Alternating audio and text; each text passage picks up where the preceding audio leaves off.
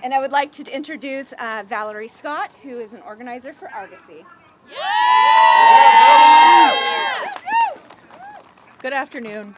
Thank you everyone for coming and for everyone who flew out from around the country for this. I'd especially like to thank Senator Markey, Senator Durbin, and Congresswoman Waters for giving us this platform here today.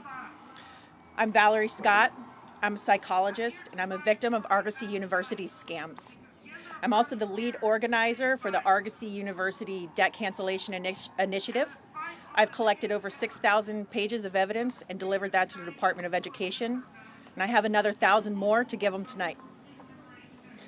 Argosy University preyed on those seeking to advance their careers through higher education. They gave their recruiters fancy names like Assistant Director of Admissions or ADAs to hide the fact that they're essentially the educational equivalent of used car salesmen.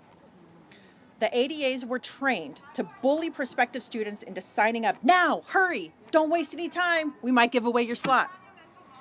ADAs were also trained to be very cunning. They avoided any talk about the actual cost of tuition, and we've obtained recruiting binders that show how they were trained to do that. By the time we realized we'd been duped, it was too late. We were tens of thousands of dollars in debt, so we just told ourselves, if I can just get my degree, if I can just get out of here, everything's gonna be okay. What we were not told is that the average therapist makes about $50,000 to $70,000 a year. By the time we graduated, our average debt was $250,000, which is 3 to 5 times what we were quoted by the ADAs. I personally owe $389,000, which, as you can see here today, is not a drop in the bucket to compare to my colleagues. Now that Argosy's closed, we're left with what's called the Argosy stink. Employers see Argosy on our resumes and immediately move to the next application in the pile. This is not conjecture, this is real. It happened to me even before Argosy closed in 2019. And you can ask anyone in this crowd, and every one of them will have a story just like mine. Did I mention there's a mental health crisis in this country, and we have therapists who can't get jobs? We surveyed Argosy University graduates. Half of them cannot afford to buy a house. A quarter of them have put off important medical procedures. Many have put off getting married, having children, all because their student loan payments are so high they can't afford it. We cannot contribute to savings or retirement.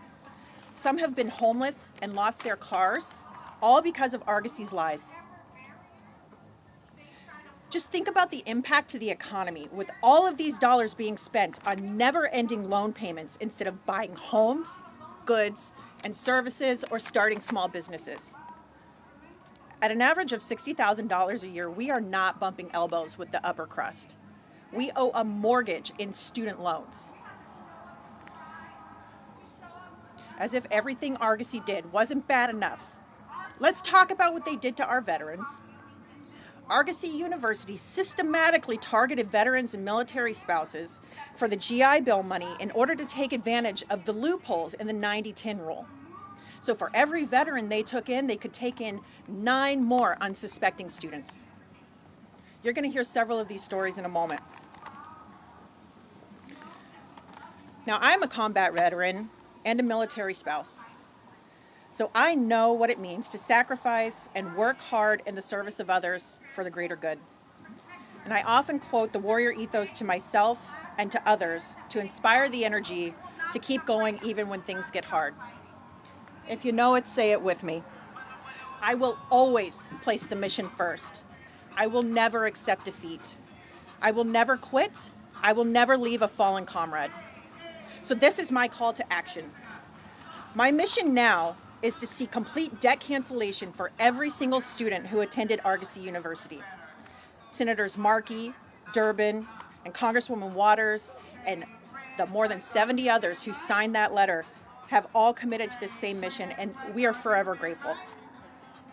It does seem a bit daunting, given that the incoming administration has called student loan cancellation vile and vowed to fight it with every ounce of their energy.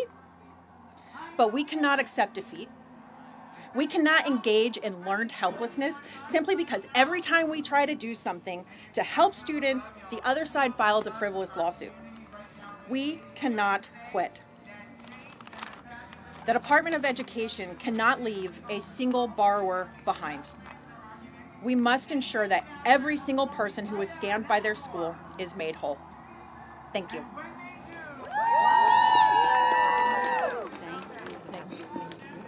And now I would like to introduce Ms. Bonnie Snyder.